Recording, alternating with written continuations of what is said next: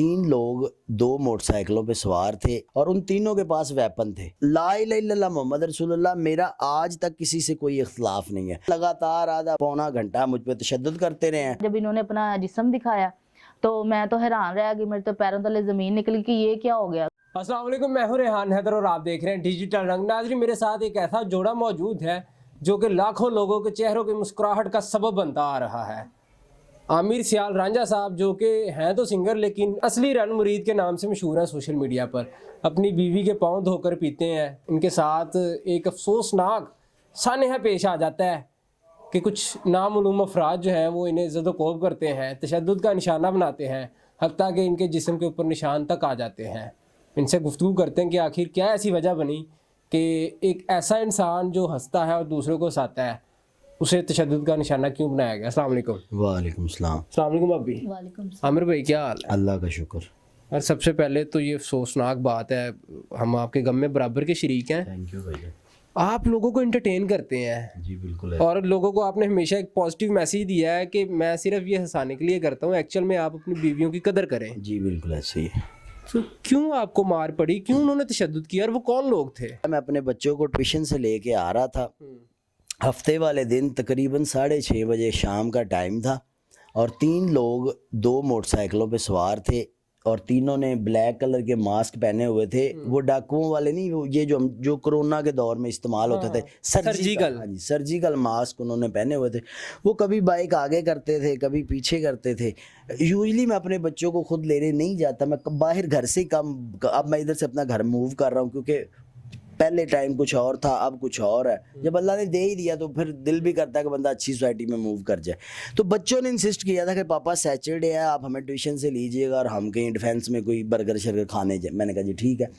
तो मैं इनको लेने चला गया। जब हम वापस आ रहे थे, वो कभी बाइक आगे करते थे, कभी पीछे करते थे। तो मेरे माइंड में ये था कि कॉमन ऐसा होता है कि कोई लड़के सेल्फी बनाने के लिए या वो, तो मैंने कहा कोई उस तरह के शुगली मुंडे हैं। लेकिन जब वो हमें गली में आए, वहाँ थोड़ा सा सुनाटा था, रश वगैरह नहीं था। वहाँ पे आके उन्होंने दोनों बाइकें आगे की और मेरी बाइक को उन्होंने टांग मारी और मैं नीचे गिर गया। बच्चे भी मेरे साथ, भी गिर गए? जी बच्चे भी गिर गए। मैं इनको ट्यूशन से वापस लेके आ रहा था। ये मेरी जो बेटी है उम्मे ऐमन, ये आगे बैठी हुई थी मेरे जो बाइक की जो टैंकी होती है, और जो मेरा बेटा है वो पीछे बैठा हुआ था। जब हम नीचे गिर गए तो डेफिनेटली बच्चे हैं, उन्होंने रोना स्टार्ट कर दिया और उन तीनों के पास वेपन थे। तो वो इतने जल्लाद किस्म के लोग कि एक बंदे ने वेपन निकाला और मेरे बच्चों के सर पे तान दिया।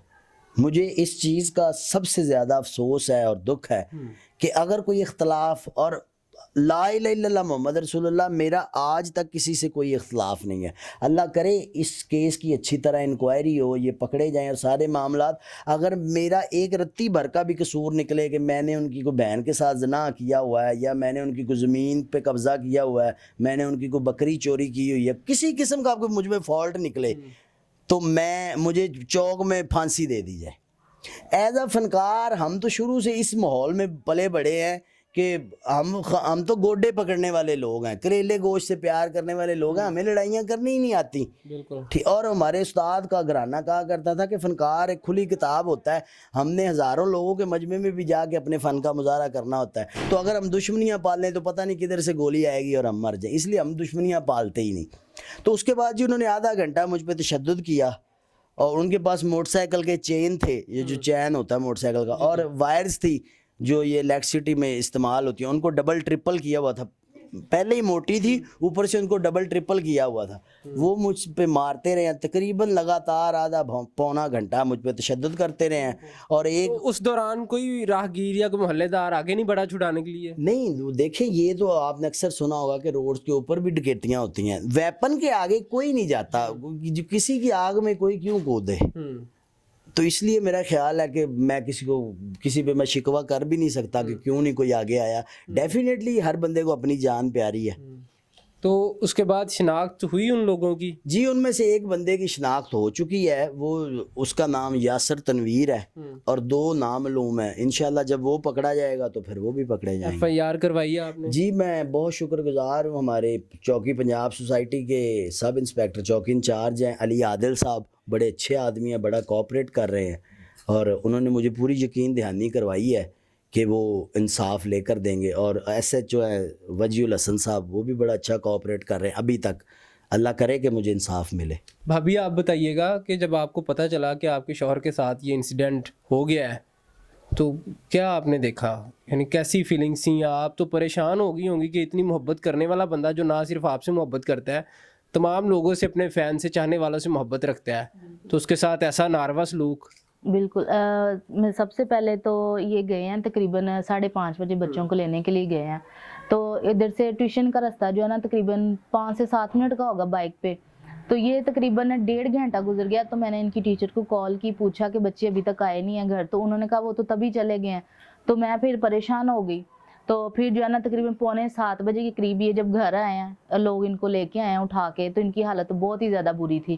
میرے تو وہم و گمان میں بھی نہیں تھا کہ یہ بھی سب ہو سکتا ہے. تو جب میں نے سوچا شاید کوئی ایکسیڈنٹ وغیرہ ہوا ہے یا کچھ اس طرح کا ہوا ہے, تو جب انہوں نے مجھے بتایا تو پھر مجھے پتہ چلا. جب انہوں نے اپنا جسم دکھایا تو میں تو حیران رہ گئی, میرے تو پیروں تلے زمین نکلی کہ یہ کیا ہو گیا, کیونکہ کسی کے ساتھ لڑائی جھگڑا نہیں ہے, کوئی رنجش نہیں ہے, کسی قسم کا کوئی ہمارا کسی کے ساتھ گھریلو جھگڑا یا کوئی بھی نہیں ہے.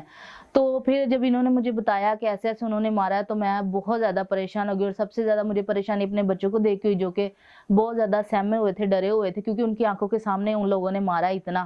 تو یہ بہت زیادہ بچے میرے تقریباً 2-3 دن یہ بہت زیادہ خوف زدہ رہے ہیں, کھانا بھی نہیں کھایا, باہر بھی نہیں تھے جاتے کہ کہیں وہ لوگ پھر نہ آ جائیں. اور مجھے سب سے غصہ اس بات کا ہے کہ انہوں نے میرے بچوں کے سامنے جو ہے نا یہ جانوروں والا سلوک کیا ہے. آپ جو ہے وہ محافظ ہوتا ہے بچوں کا, اور اسی محافظ کو بچوں کے سامنے تشدد کا نشانہ بنانا. بالکل ایسے ہی. تو یہ بہت غلط بات ہے اور بری بات ہے. میں کہتی ہوں کہ جو ایسے انسان ہے نا ان کو کڑی سے کڑی سزا ملے, تاکہ وہ دوبارہ کبھی ایسا کرنے کا سوچے بھی نہ. عامر بھائی آپ بتائیے گا کہ کس پہ آپ کو شک جاتا ہے, جس کی شناخت ہو گئی ہے, اس کو آپ جانتے ہیں, اور اگر جانتے ہیں تو بتائیے گا ایسا کیوں کیا؟ جی میں نے آپ کو پہلے بھی کہا کہ میں بالکل حلفاً کہہ رہا ہوں, میری کسی سے کوئی لڑائی نہیں ہے, نہ اپنی فیملی میں اور نہ فیملی کے باہر. اور میں نے ہمیشہ یہ بھی کلیم کیا ہے کہ میری فیملی بہت چھوٹی سی ہے, میری ایک ہی بیوی ہے, دوسری تیسری بھی کوئی نہیں ہے. میں اپنی زندگی میں صرف اپنی ایک بیوی کو مانتا ہوں کہ جو میری فیملی ہے, اور 2 میرے بچے ہیں. اس کے علاوہ میں نے کبھی نہیں کہا کہ جی میرے 8 بھائی ہیں اور 7 چاچے ہیں, 11 مامے ہیں, 4 پھپھی ہیں. میں صرف یہی میری دنیا ہے اور یہی میری فیملی ہے, اور ایک ہی میری بیوی ہے. اس کے علاوہ نہ کوئی گرل فرینڈ ہے, نہ دوسری بیوی ہے. تو یہ معاملہ جو پیش آیا یہ اس طرح آیا ہے کہ میں نے چند دن پہلے ایک گاڑی پرچیز کی تھی, فارچونر. اس پہ میں نے ایک ولاگ بنا دیا کہ ویکھو شریکو یا دنیا والے, یہ الفاظ تھے میرے اس میں, کہ میں بڈھی دے پیرت ہوتے, بڈھی دی خدمت کیتی, بڈھی نو پیر منیا, بڈھی نو مبارک منیا, تے اللہ نے میری باہ پھڑی تے اج رن امریت 2-2 کروڑ دیاں گڈیاں تے گھوم رہا, چنگی سوسائٹی چ گھر پا رہا. وہ میں نے ولاگ بنایا, اور اسی میں سے ان کو حسد ہوئی کہ یہ شاید ہم کو ایڈ کر رہا ہے. تو میں یہ پوچھنا چاہتا ہوں کہ آج آپ کو یہ یاد آ گیا کہ عامر ہمارا رشتہ دار ہے.